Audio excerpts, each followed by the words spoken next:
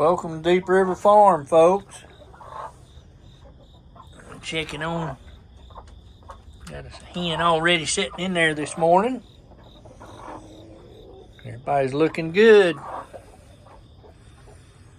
Everybody's looking good.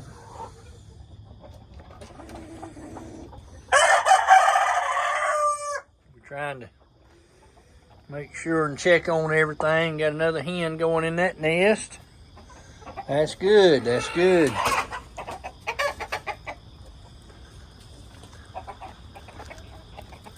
Oh, we got the sticks down. I'm gonna tell you what. We had this cleaned up real nice, and now it looks like we never done a thing. We got a lot of work to do again. I appreciate you joining us today. We was talking about having some friends up for a big bonfire, but that's still possible, but it's not near as clean as it was.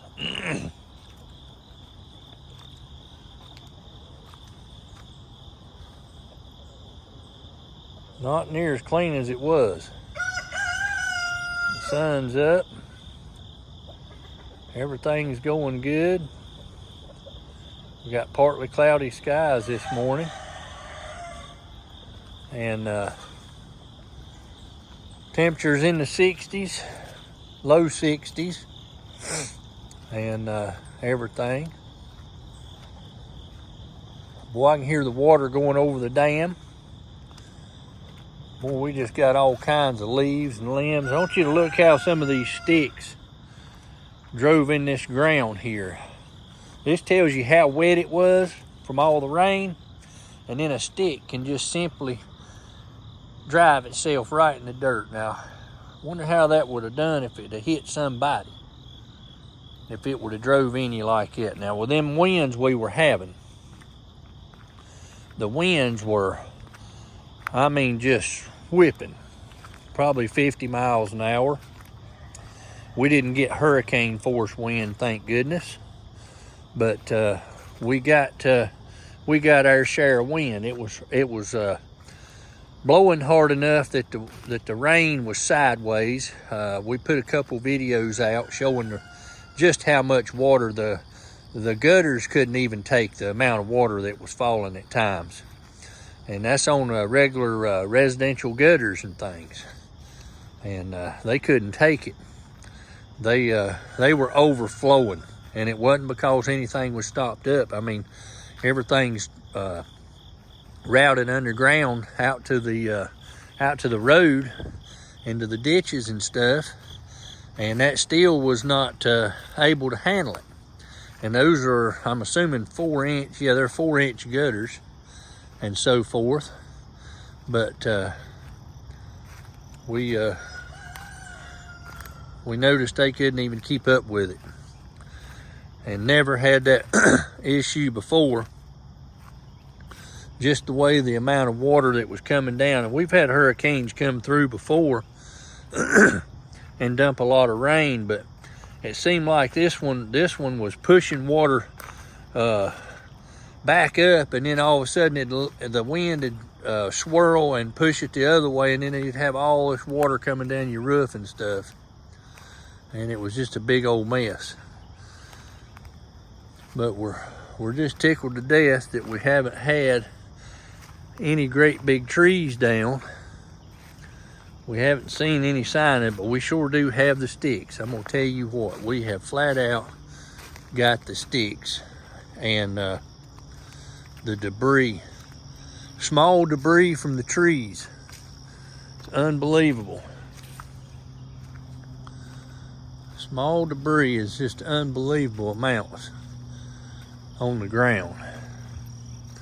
But I appreciate you joining us this morning as we, I believe there's more sticks down right now than they was right directly after the hurricane. I guess when everything started to dry, and we had some slight breezes after the storm passed, and during the night, a lot of these sticks may have been trapped up in the tops of the tree canopy.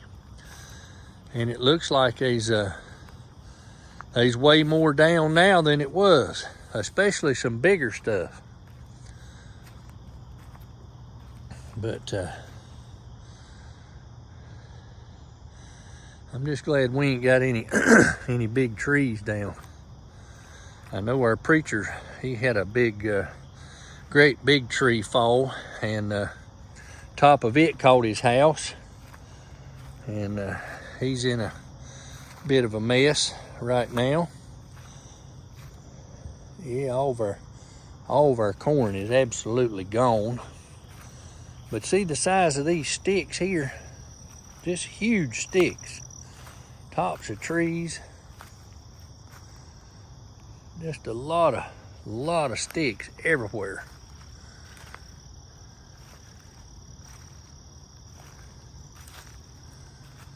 Lot of sticks. I appreciate you joining us.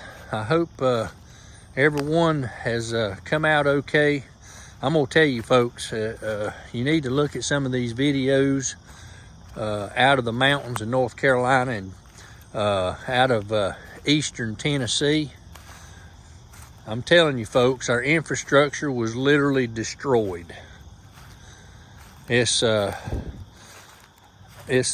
shame that the amount of water fell, and I'm telling you, it wiped out roads, it wiped out towns, it wiped out people's houses, it wiped out bridges. And I'm telling you folks, it's gonna take years to replace the infrastructure that was lost in some of these towns in North Carolina and Tennessee. Some of those towns, like I saw pictures from Asheville, Pigeon Forge, Swannanoa, up in the mountains, and some of those locations got 20 plus inches of rain. And a lot of these areas were built, these towns were built down in the valleys. And all this water hit, and where's water go? To the lowest place. And it overran the rivers flowed out, the water had nowhere to go, and I saw water up in people's attics. Just standing water. Lost everything they've got.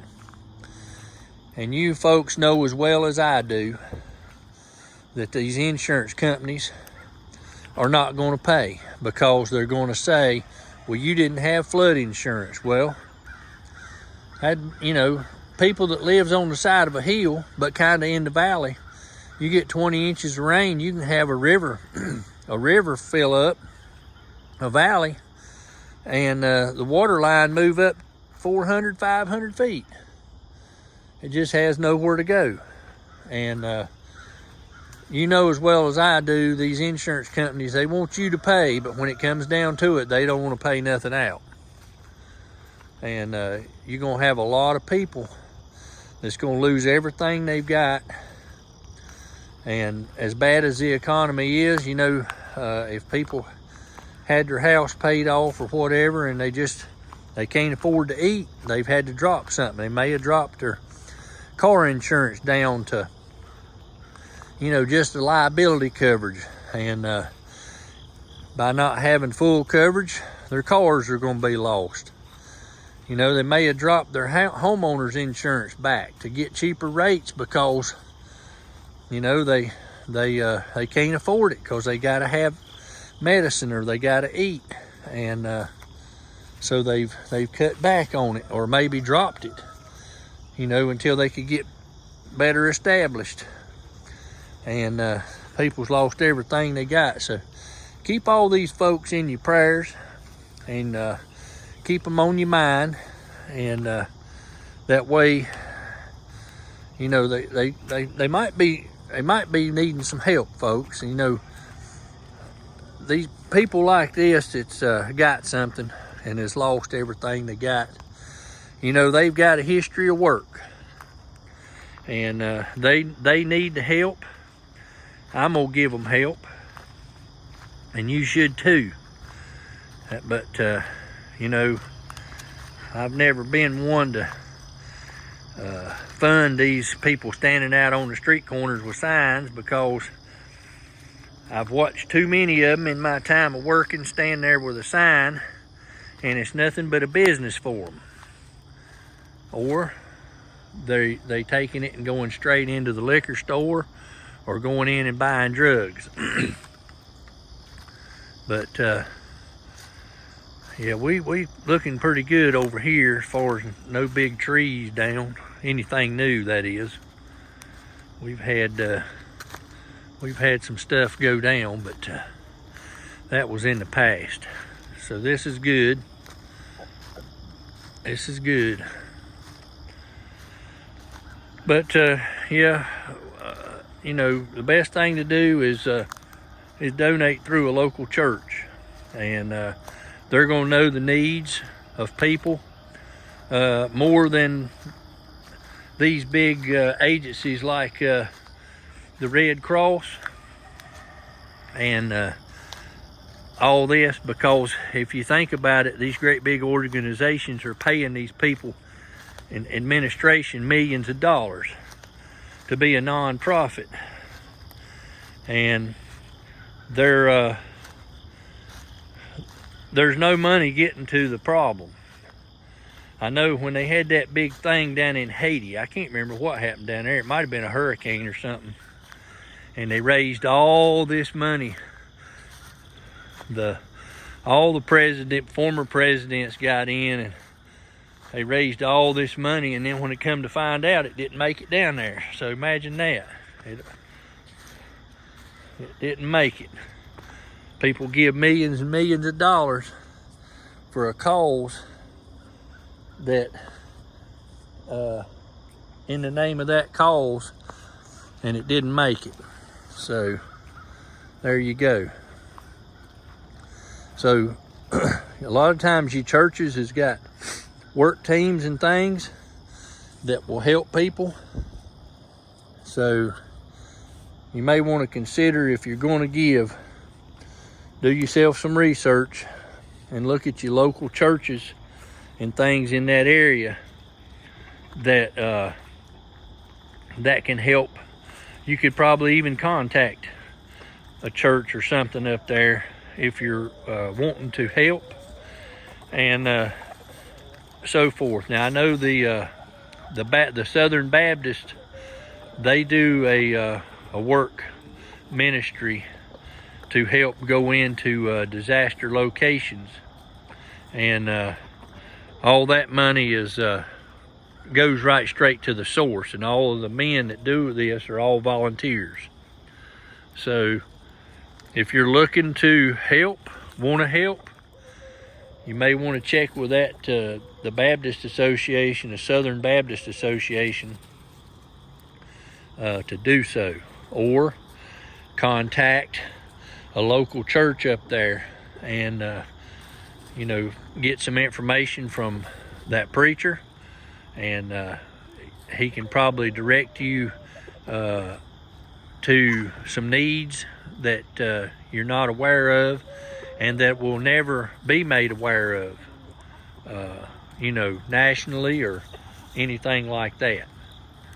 I appreciate you joining us today. Just a FYI, the Longshoremen on the East Coast, the ports are officially going to shut down on Tuesday.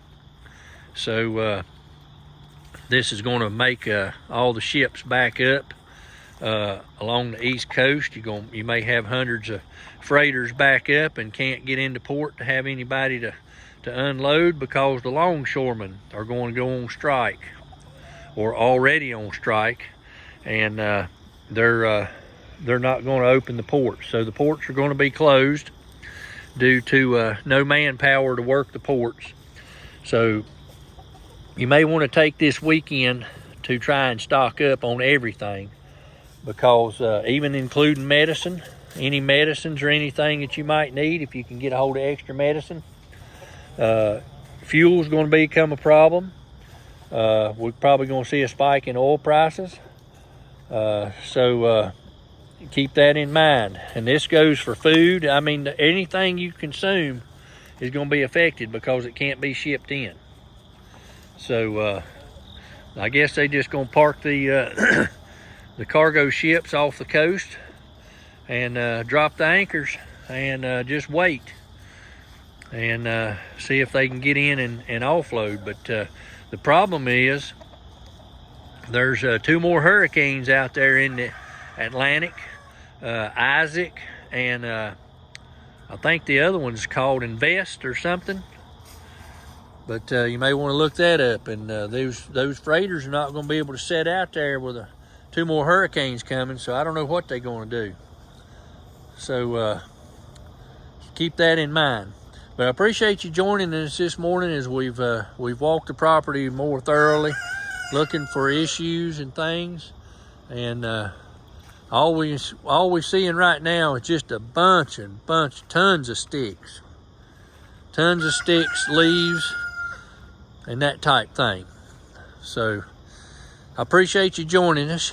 I hope y'all have a blessed day, and keep those people in your prayers and thoughts in the mountains of North Carolina and the mountains of eastern Tennessee. Have a blessed day.